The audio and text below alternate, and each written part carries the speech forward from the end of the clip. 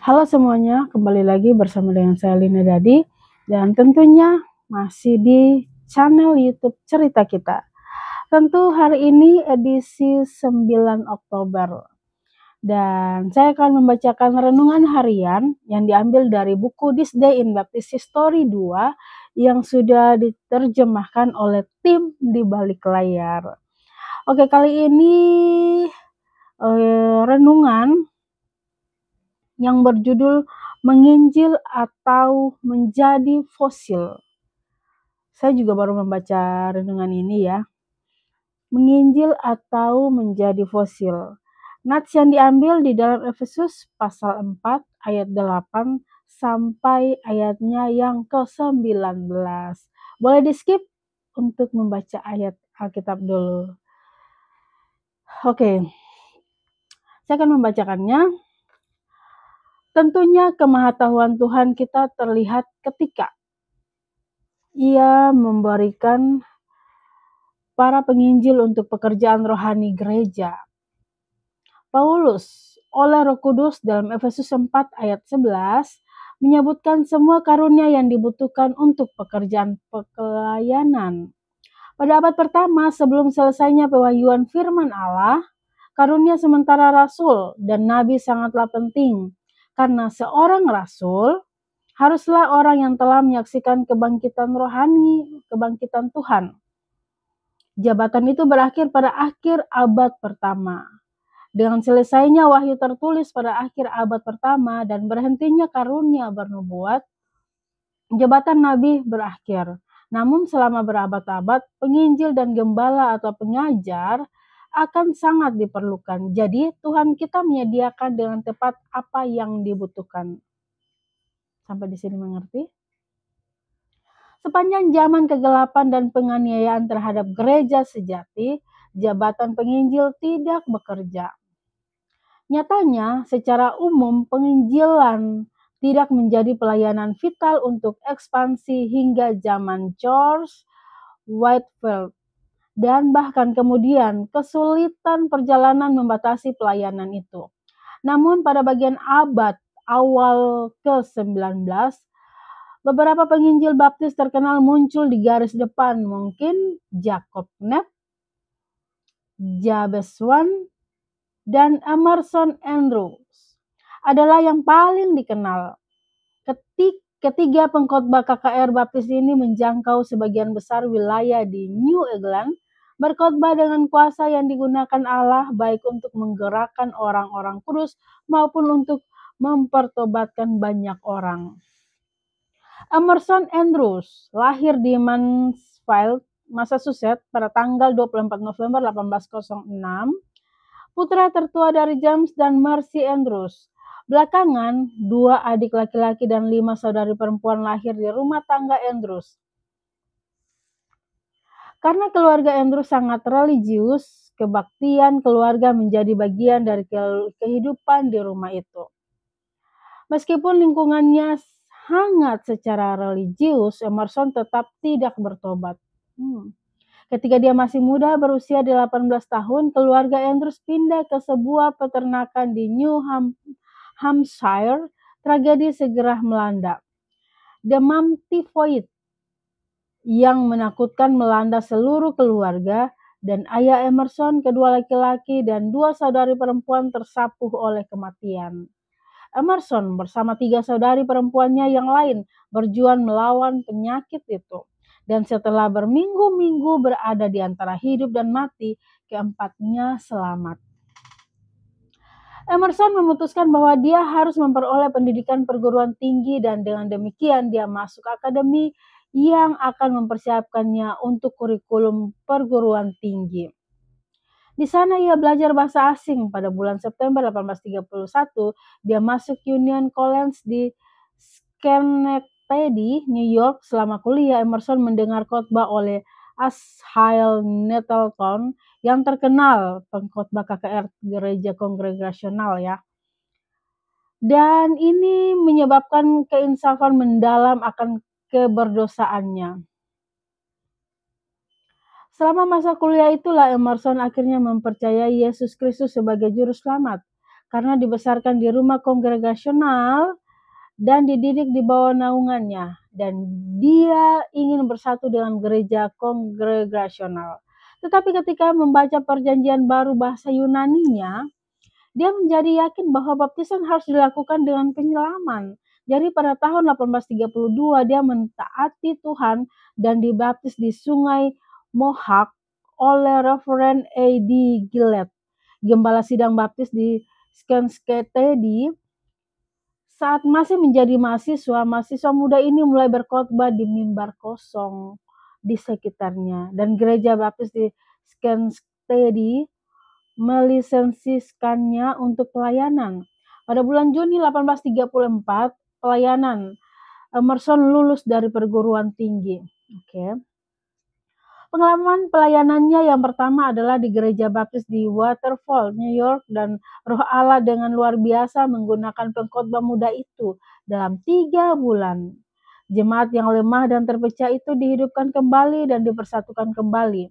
Mantan gembala yang mengundurkan diri dari bawah tekanan diundang kembali, dan Emerson mudah menyingkir agar gereja itu dapat melanjutkan pelayanannya untuk kemuliaan Tuhan. Jemaat baptis lainnya yang terpecah di West Troy, New York meminta pelayanan sang pengkhotbah KKR muda. Sekali lagi pelayanannya digunakan oleh Tuhan, dan ketika dia merasa perlu, dia merekomendasikan agar jemaat itu memanggil seorang gembala veteran untuk melanjutkan pekerjaan itu. Demikianlah gereja lain menjadi maju. Pada tahun 1835, gereja baptis lain yang kurus kering dan terpecah-pecah di Lansingburg, New York, memanggil pemuda itu, dan kebangunan rohani terjadi lagi. Pada tahun 1836, Emerson ditabiskan ke dalam pelayanan. Mengundurkan diri dari pekerjaan di Lansingburg, Reverend Andrews menerima panggilan ke gereja baptis di Rome, New York. Pelayanannya sekali lagi dicirikan oleh kebangunan rohani, dan keanggotaannya menjadi 2 kali lipat dalam 2 tahun. Undangan mulai berdatangan untuk membantu para gembala dalam berbagai situasi gereja yang bermasalah. Dan Reverend Andrews mengundurkan diri dari tugasnya untuk mengambil peran sebagai penginjil. Tahun-tahun berikutnya dalam hidupnya memang penuh jadwal pertemuan-pertemuan kebaktian di New York, Pennsylvania, Maryland, New Jersey, New Hampshire, Vermont, Massachusetts, Connecticut, Delaware, dan Maine mengisi jadwalnya selama 34 tahun ke depan. Kebaktian-kebaktian ini dikenal sebagai pertemuan berlarut-larut karena durasinya. Tidak mungkin untuk menceritakan semua rincian dalam lingkup sesingkat ini. Satu ilustrasi harus cukup. Pada tahun 1843, Reverend Andrews melayani selama 8 minggu di gereja baptis di Reading, Pennsylvania. Gereja itu memiliki 60 anggota pada awal pertemuan, dan sekitar 500 orang mengaku beriman di gereja itu selama 2 bulan. Secara teratur selama periode itu, para petobat dibaptis di Sungai Schuylkill. Pertemuan-pertemuan tersebut dimeriahkan oleh kebaktian doa selama waktu istirahat. Surat rekomendasi dari para gembala kepada teman-teman mereka memperluas kegunaan si penginjil. Sekali lagi, hanya satu contoh yang dapat diberikan untuk saat ini. Gembala Robert Compton dari Gereja Baptis Beulah di Russellville, Pennsylvania menulis, "Kami sekarang sedang menikmati kebangunan rohani yang berharga akibat dari musim yang berlarut-larut yang dimulai 9 Oktober. Kami mengadakan pertemuan setiap siang dan malam selama 3 minggu. Hari Tuhan yang lalu. Bangunan itu penuh sesak, lorong-lorong, mimbar, dan setiap sudut. Khotbahnya jelas, terarah, dan penuh kuasa. Dihadiri oleh Roh Allah yang Maha Kuasa yang menginsafkan dan mempertobatkan." Tragisnya, banyak gereja baptis fundamentalis tidak lagi menghormati jabatan penginjil. Akan tetapi, akan baik bagi kita untuk memanfaatkan pemberian Tuhan ini kepada gereja-gereja. Marilah kita hari ini berjanji untuk berdoa bagi para penginjil fundamentalis yang baik, yang berkorban, hidup berperjalanan terus dan menjalankan pelayanan penginjilan yang penting. Ternyata ini kisah yang sangat bagus untuk kita jadikan pengalaman.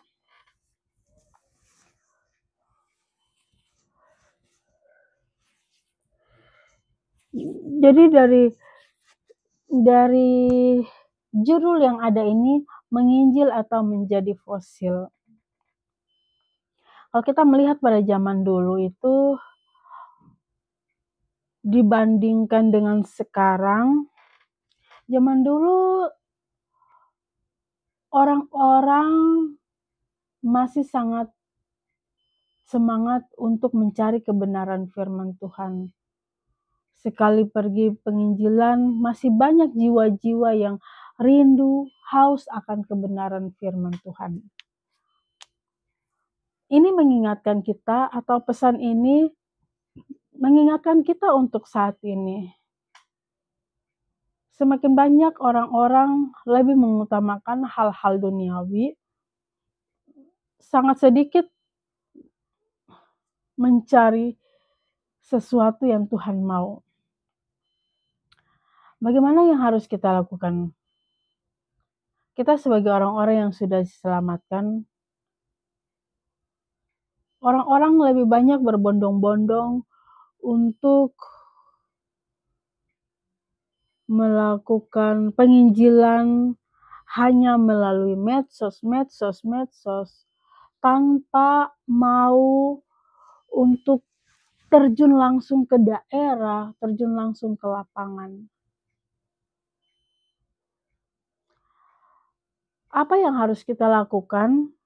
Bagaimana cara supaya jiwa-jiwa di luar sana itu mereka juga bisa mengerti akan kebenaran firman Tuhan?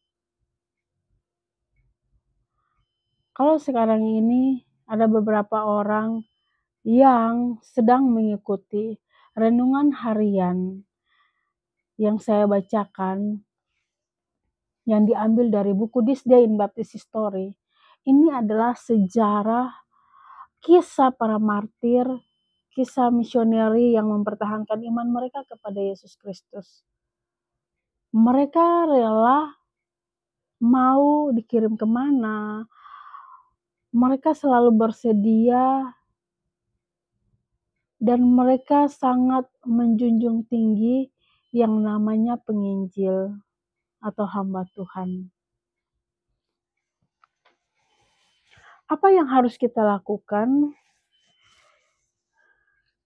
Mungkin saya coba kasih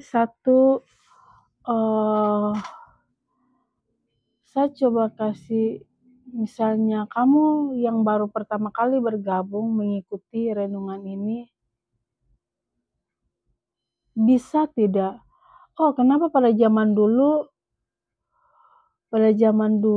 yang kebanyakan kita mendengar kisah-kisah orang-orang Kristen itu adalah Kristen-Kristen Baptis. Di mana gereja-gereja yang lain?